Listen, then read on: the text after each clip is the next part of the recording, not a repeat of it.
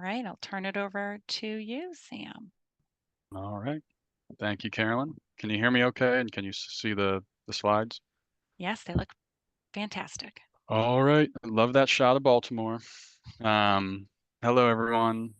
Thank you for joining today. My name is Sam Furio. I am the outreach coordinator for the building decarbonization team at the Maryland Department of the Environment. Our team at MDE is responsible for developing and implementing the proposed building energy performance standards.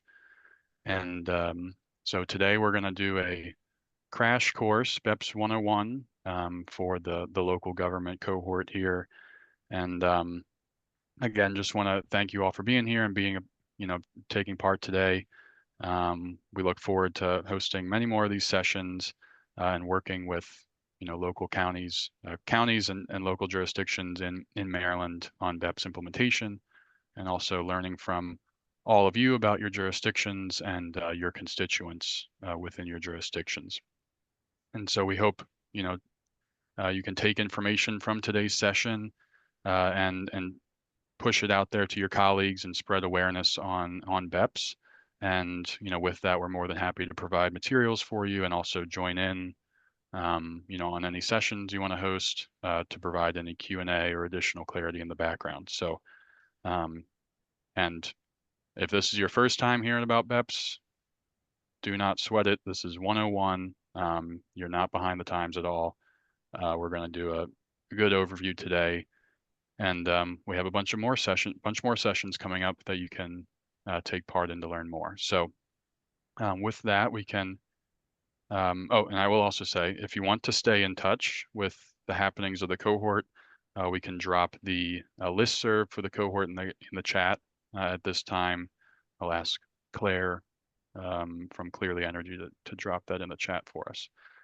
So with that, we can get started. Let's see if I can navigate the slides. All right, there we go. So agenda for today, we're going to do a background on Maryland's proposed building energy performance standards, how it was formulated and came to be. And we're going to do talk about what a covered building is, or a building that is required to comply with the proposed regulation, and what owners of these covered buildings need to know and what they need to do to get started. And then we're going to highlight the performance standards portion of building energy performance standards at the end. And we will also have hopefully some time for some Q&A at the end. So just bear with me through the presentation. We'll hold questions till the end. So let's kick it off. And I will just, a special shout out to Clearly Energy and Northeast Energy Efficiency Partnerships for their collaboration and coordination of this local government cohort for Maryland's building energy performance standards. And just want to note that this project for Maryland BEPS is being supported by the U.S. Department of Energy, and we appreciate their partnership, and also our partnership with Clearly and NEEP and MEA and I apologize. other This is state Helen agencies. Herman, and we talked. I think just remember to mute your mics. We'll save any questions till the end. All right, so a little bit of background on the proposed building energy performance standards in Maryland. So for those of you that aren't aware, the Climate Solutions Now Act of 2022 requires the state of Maryland to reduce statewide greenhouse gas emissions by 60% by 2031 and achieve net zero emissions by 2045 compared to 2006 levels.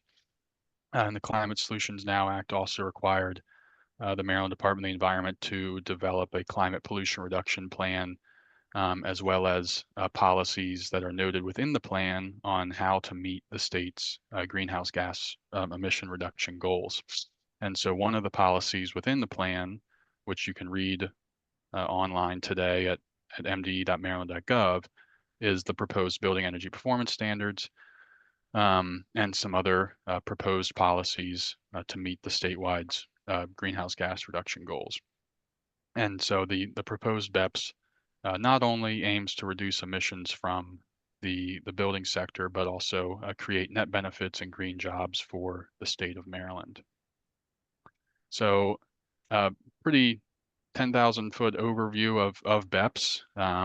Some key points here for the regulation. What are its goals? It's like I said, its goals are to reduce emissions from Maryland's building sector, and achieve how you know act as a critical part of achieving the state's greenhouse gas reduction goals. It also aims to reduce energy costs for all Marylanders and also improve indoor and outdoor air quality for all Marylanders. And so I mentioned during the agenda that term covered building. So that's a building that's required to comply with the regulation. And so for Maryland's proposed BEPS, a covered building is a building that's 35,000 square feet or larger, excluding any parking garage area. And so these covered buildings and the owners of these covered buildings must annually report energy consumption to us, MDE, um, by June 1st of each year. And so each year, owners of covered buildings are going to gather up their whole building energy consumption for their building and submit it to us via a benchmarking tool. Now, these first benchmarking reports are due next year, June 1st, 2025, and those first reports are going to include all calendar year energy data for 2024. And so that's the first requirements for building owners for the regulation. But then the performance standards part of the policy comes into play starting in 2030. So 6 years down the road, building owners are going to start meeting phased emission standards from 2030 and beyond, because like I said, we want to hit those greenhouse gas reduction goals of the state.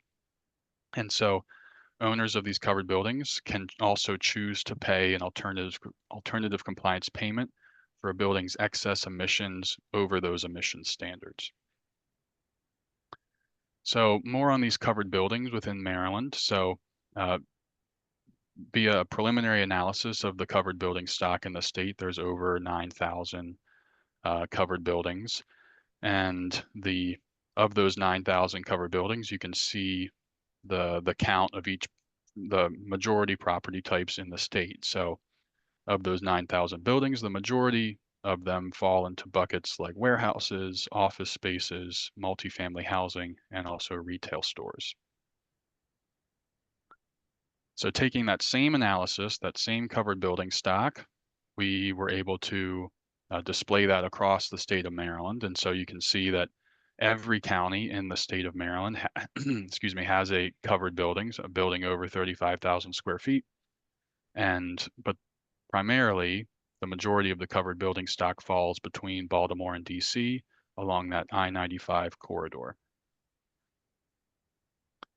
And so, as I said, buildings over 35,000 square feet, excluding any parking garage area, are required to comply with the regulation. Now, of those buildings over 35,000 square feet, there are certain building types that are exempt from the regulations. So those would be buildings that are designated as historic buildings or spaces, and they'd have to be individually designated by local, state, federal law.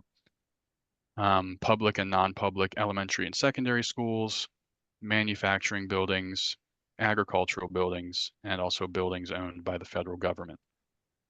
So those are buildings that are exempt from the regulation. Now there's also, if a building needs to report energy data to the department, so they don't fall into one of those exemption buckets, they are able to exclude certain energy uses when they report their whole building energy consumption to the department. So certain uses that are excluded or that can be excluded are energy use associated with food service facilities within a covered building, energy use associated with electric vehicle charging, and also the energy use associated with backup combustion generators only if the combustion generators or the backup generators are required by a state or federal law to run on combustible fuels. So those are exemptions from the regulation. And I will just make a note that we will make exemption forms available online for building owners who believe they fall into one of those exemption buckets that I mentioned for them to submit to us, and we will thoroughly evaluate each exemption request.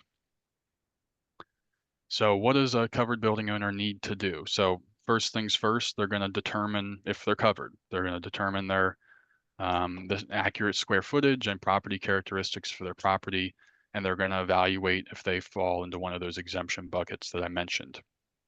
Next step, and this is the most important step right now, is start benchmarking. So that's the process, like I mentioned, of using the benchmarking tool, Energy Star Portfolio Manager, to develop a profile for your building. So you're going to load in accurate property characteristics, square footage, et cetera, for your building. And then you're going to load in your energy data for the building, and it's going to spit out the performance compared to other buildings or compared to the performance standards part of the regulation. So once you start benchmarking, um, then you can assess whether the building is already achieving the proposed standards, which I will get into the different types of standards, but also if not meeting the standards, a building owner can plan to make improvements and determine when it's preferable to pay for the building's excess emissions via that alternative compliance payment that I mentioned. So just visually, the same process, how to get started. We're in this benchmarking phase right now. First reports are due June 1st, 2025. So there's still some time to get used to Energy Star Portfolio Manager and start practicing with that with some great trainings from EPA Energy Star online that are free. Um, so building owners can start practicing benchmarking, and annually, starting next year, they're going to submit annual energy use and greenhouse gas emissions to us via Energy Star Portfolio Manager. So once they start doing this benchmarking and seeing where they stand performance-wise, they can start assessing what they need to do to their building to hit these proposed standards that I'm going to get into.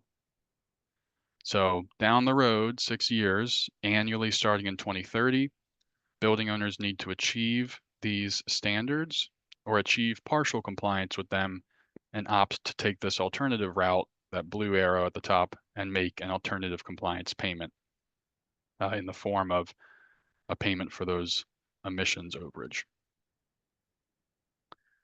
And so the performance standard part of this regulation, like I said, it doesn't start until 2030, um, takes shape as a phased reduction of on-site direct emissions by the type of building. So again, BEPS is aiming to reduce emissions from the covered building sector and play a critical role in achieving the state's greenhouse gas emissions reductions. And so the performance standard within the regulation is a phased reduction in the direct emissions from the building. So as I said, it starts in 2030, and there are, like I said, it's a phased approach. So the first phase, interim standard 1, is going to take place from 2030 to 2034. Interim standard 2 is going to come into effect in 2035 and 2039, and the emissions standard for the property types is going to lower. And then the final standard is going to come in 2040 and beyond, and that all buildings, no matter the property type, unless they're exempt, need to hit net zero direct emissions from their covered building. So that is the emissions requirement for covered buildings within the proposed BEPS.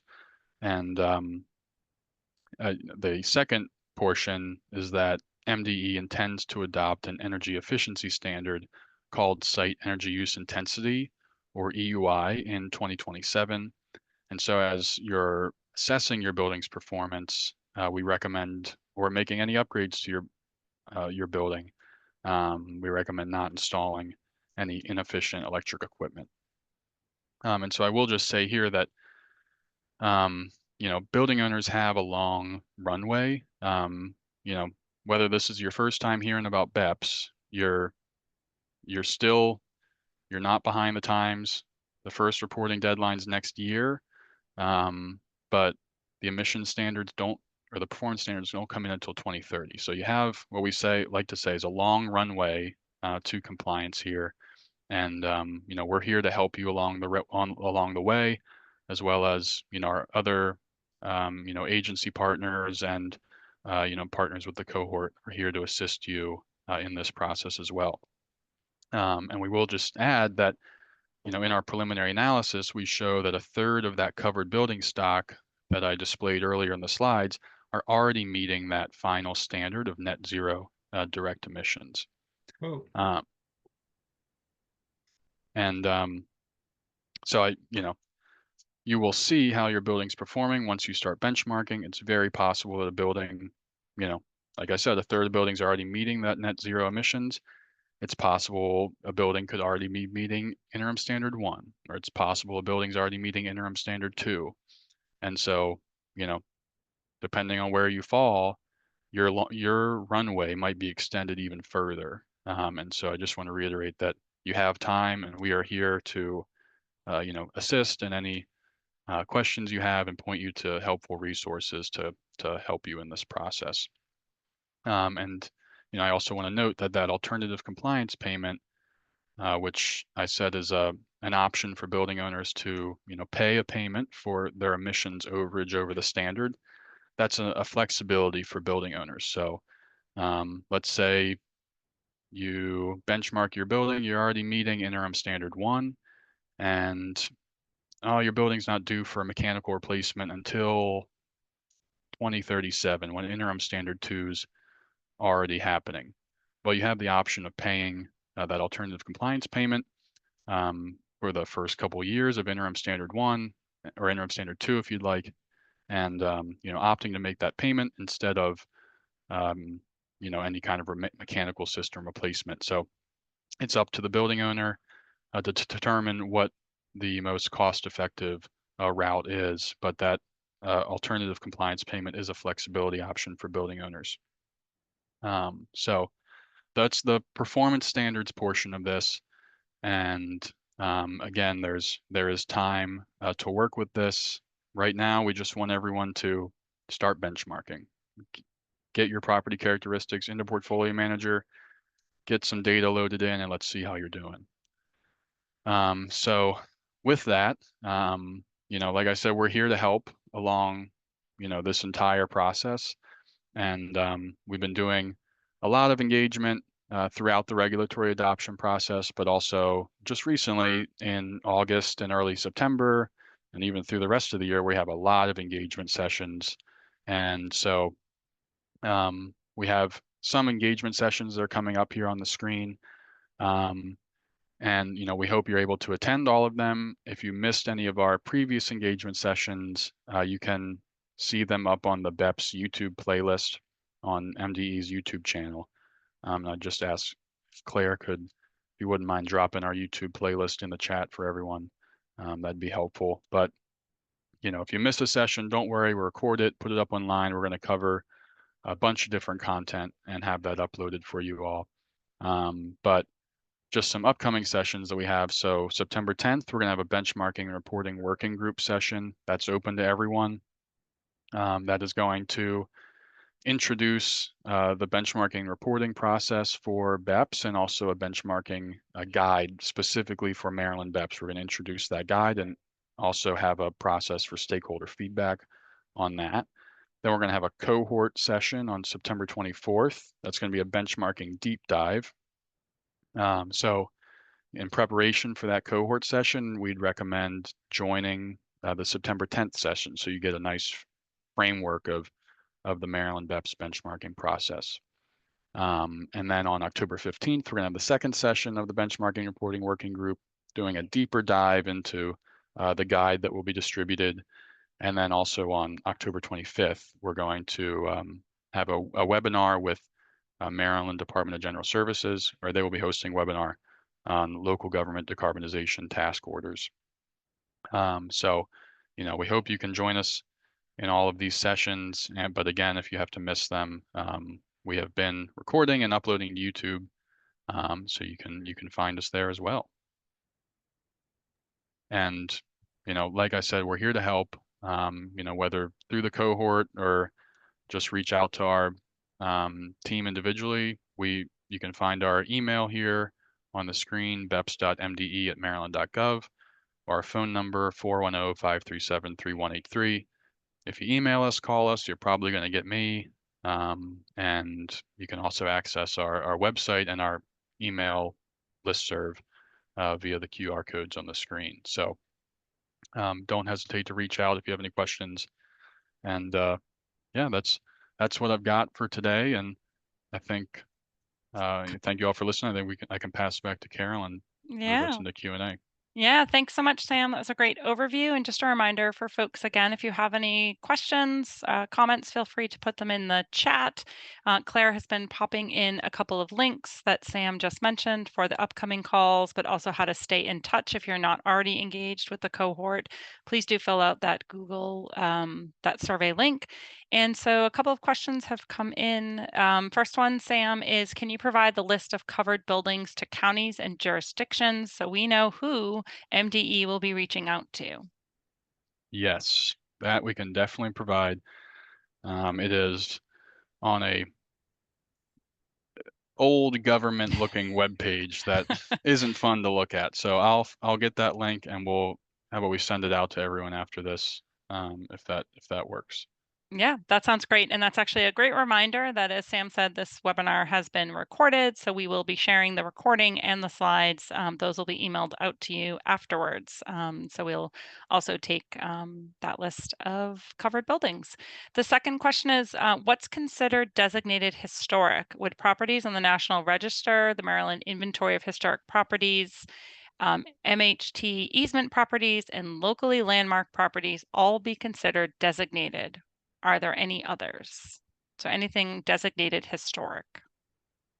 That is a great question. The specific wording is historic buildings and spaces designated as historic by local, state, and federal law.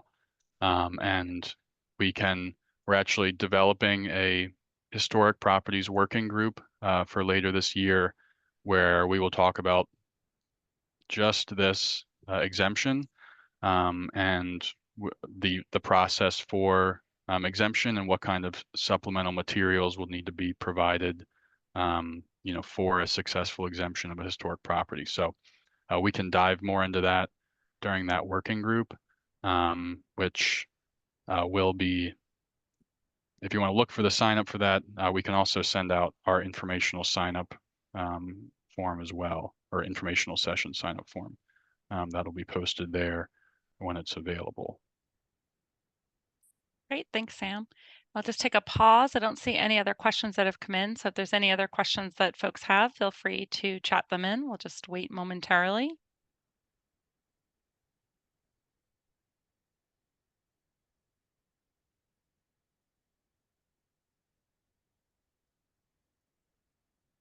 You might be getting off very easy today, Sam, because you did such a great job. All right. It doesn't look like any further questions have come in.